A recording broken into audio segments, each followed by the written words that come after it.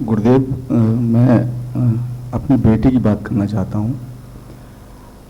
अभी करीब 12-13 दिन से वो काफ़ी बीमार रही है। उसके पेट में दर्द काफ़ी होता रहा और सब कुछ चलता रहा। मैं दिल्ली में था उस समय, तो जो जांचें उसकी होनी थी वो सब होती गईं और जैसे मैं आया वो दिनों दिन कभी सही हो जाती थी, कभी जो है उसको दिक्कत होती थी।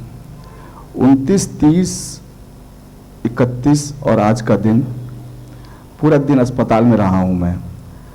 उसके सारे इन्वेस्टिगेशन जो बताए डॉक्टरों ने वो सब कराए, लेकिन कुछ नहीं निकला।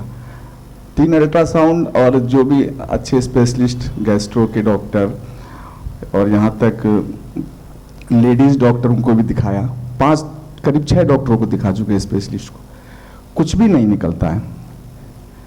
बीच में आपका बर्थडे सेलिब्रेशन था तो वो करीब 3 घंटे के लिए यहाँ थी, वो खाना भी यहाँ पे खाई थी। वो घर जाने के बाद वॉमिट कर दी रात 12-1 बजे। तो दिन में हॉस्पिटल में, रात में उसके साथ जगना पड़ता था हम दोनों लोगों को, वाइफ को, हमें। अभी गुरुदेव ये हुआ कि नए साल का तो वहाँ से परिवार से फ़ोन वगैरह आ रहे हैं कि जो है वही जो वायरस हमारे यहाँ है कि जब कुछ नहीं निकल रहा है उसको, तो कहीं ऐसा तो नहीं है कोई ऊपर का कोई चक्कर हो।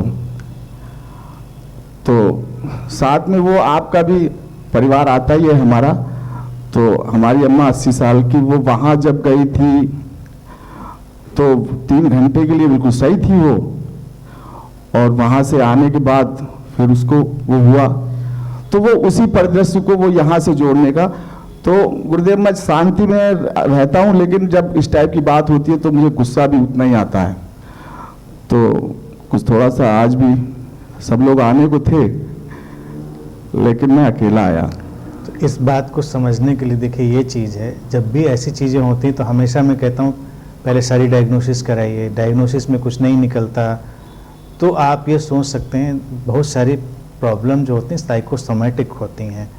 तो कोई साइकोलॉजिकल चीज़ हिट कर रही होती है जिसको अभी वो जो भी इंडिविजुअल होता है वो कंट्रोल नहीं कर पा रहा होता। अब यहाँ 3 घंटे रही तो नहीं कुछ हुआ, तो इसको अगर इस दृष्टि से देखेंगे कि यहाँ कुछ ऐसी एनर्जी थी, ऐसी पावर थी जिसने ऊपरी पावर को रोक दिया था। जो भूत कंधे पे बैठे थे वो गेट पे नहीं घुस पाए थे, सड़क पे उतर गए थे, फुटपाथ पे। फिर जब यहाँ से 3 घंटे रही तो यहाँ चूँकि बहुत पावरफुल एनर्जी थी तो वो यहाँ नहीं घुस पाए।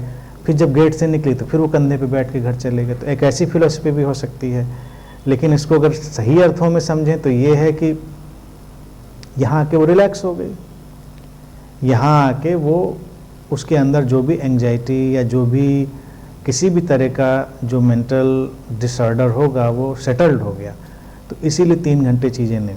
अनंत में हमारे यहाँ बहुत सारे लोग आके बहुत सारी मिरेकुलसली ठीक हो जाते हैं, तो उसको वो हमेशा यही जोड़ते हैं कि मेरा कुछ मिरेकल है, मेरा कोई मैजिक है।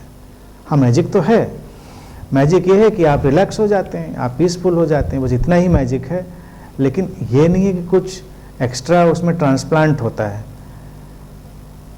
तो अब कोशिश ये करिए, जब कुछ भी नहीं निकला तो वो थोड़ा घर में भी मेडिटेटिव होने की कोशिश करे, माइंड को डाइवर्ट करे। कुछ जो अच्छा लगता हो, अच्छा पढ़ना लगता है, कुछ अच्छी चीज़ें पढ़े, सुने, वटेवर, मतलब वो अपनी बॉडी से थोड़ा डिसोशिएट हो, बॉडी से थोड़ा अलग हटे। आम तौर से जब आप जैसे ध्यान के वातावरण में यहाँ बैठे हुए हैं, तो यहाँ आप जब मुझे सुन रहे हैं, ध्यान में गए हैं, तो आप अपने शरीर से हट गए हैं, डिसोसिएशन पैदा हो गया, अलगाव पैदा हो गया, शरीर ठीक हो गया। जैसे प्लेयर्स होते हैं, देखिए उनको चोट लग जाती है कभी कभी, वो मैदान में खेल रहे हैं, खून निकल रहा है, वो फिर भी खेल रहे हैं, दौड़ रहे हैं, सब चीज़ हो रही है। खेल खत्म होने के बाद फिर उनको दर्द शुरू होता है, पता चलता है कि हाँ चोट लगी थी। उतनी देर वो अपने खेल पर फोकस्ड हैं तो उनकी बॉडी डिसोशिएट हो गई, तो पेन भी उनको नहीं पता चल रहा है, और इसी तरह से हीलिंग भी हो जाती है। तो जब डायग्नोसिस में कोई चीज़ नहीं है, और ख़ास तौर से देखा जाए गैस्ट्रो, स्किन, ये सब चीज़ें बहुत ज़्यादा साइकोलॉजिकल डिसऑर्डर पे बेस्ड हैं, तो उसको अगर संभव हो तो बात करिए कि कोई परेशानी है, कोई अंदर उसके कई बार एंजाइटी भी ऐसी चीज़ें होती हैं पता ही नहीं होता है कि एंजाइटी है, तो थोड़ी देर के लिए छोड़ दीजिए, नॉर्मल चीज़ें बस करने दीजिए, थोड़ा फूड मैनेज कर लीजिए, थोड़ा ये सब चीज़ें।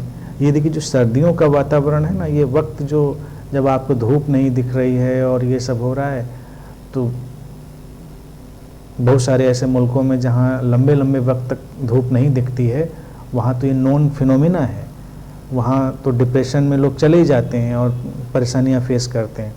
लेकिन कोई बहुत सेंसिटिव और बहुत टची है इस बात को लेकर, तो यहाँ 2 दिन ही उस वातावरण में एकदम से उसके अंदर से वो जो चीज़ है वो निकल कर आ जाती है। यानी कि ये जो माहौल है ना, ये थोड़ा डिप्रेसिव है। इस माहौल में अगर आप केवल यहाँ पर जो मेडिटेटिव पर्सन है वही एंजॉय करता है ये सब वातावरण को, नहीं तो आम तौर से लोग डिप्रेसिव हो जाते हैं। इसीलिए सर्दियों में लोग कहते हैं कि ज़्यादा खाया जाता है, कोई ज़रूरत नहीं बॉडी को इतनी होती है, थोड़ा ही ईंधन ज़्यादा चाहिए होता है गर्मी पैदा करने के लिए। लेकिन वो डिप्रेसिव जब माहौल होता है तो आदमी खा कर निकालेगा, कूद फांद कर निकालेगा, किसी न किसी माध्यम से उसको वो अपना भरपाई करता है, तो ज़्यादा खाने लगता है सर्दियों में।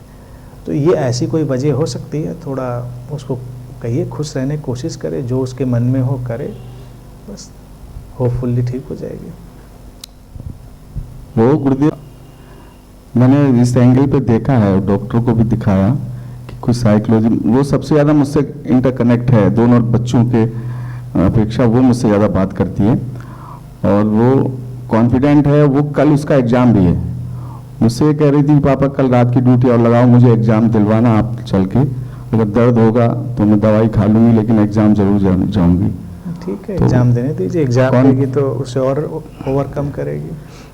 कॉन्फिडेंट साइकोलॉजिकल का कॉन्फिडेंस से रिश्ता नहीं होता, ये हमेशा देखिए ये बड़ी सटल चीज़ें होती हैं। अगर किसी से पूछो कोई साइकोलॉजिकल प्रॉब्लम है, साइकोलॉजिकल प्रॉब्लम, मुझे कोई प्रॉब्लम नहीं। अभी एक स्टडी की रिपोर्ट आई जो कहती है कि इंडिया में 7 में से 1 आदमी किसी न किसी मेंटल डिसऑर्डर का प्रॉब्लम का शिकार है, 7 में से 1। यूं ही बड़ा आंकड़ा है, लेकिन मेरा अनुभव कहता है कि 4 में से 1 होता होगा, 7 थोड़ा ज़्यादा है।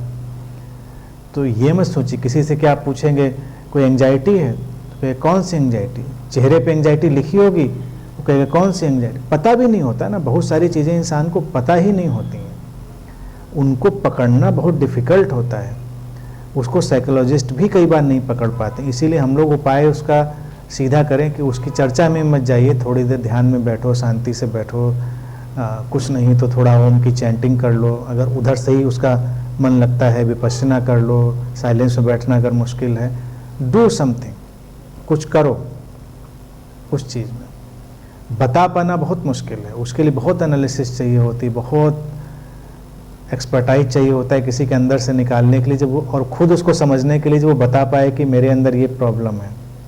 लेकिन कुछ होगा, आप इसको यकीन मानिए, जो उसको विचलित कर रहा होगा। अच्छा, ये जब लास्ट बात, फिर कोई और बात भी लोग कर लेंगे, बस एक क्वेश्चन कि जब उसके एग्ज़ाम शुरू हुए, ये तभी से प्रॉब्लम आई या उसके पहले से चल रही थी? ये करीब 15 तारीख से एग्ज़ाम की डेट आ गई उसके बाद से? हाँ, उसके एग्ज़ाम की डेट तो पहले से ही पता थी, लेकिन अभी का एग्ज़ाम। हाँ, अब उसको पेन और वोमिट दोनों चीज़ें इफेक्ट, दर्द उसको असहनीय होता है, रात में करीब जग जाती है, वो सोते सोते जगती है, और फिर असहनीय दर्द है और वोमिट कर देती। कुछ भी खाएगी तो वो, चाहे मूंग की दाल का पानी पिए तो वो वोमिट होता है। और दर्द की तो दवा डॉक्टर से लीजिए, बाकी तो देखिए फिर क्या होता है, हो जाएगा।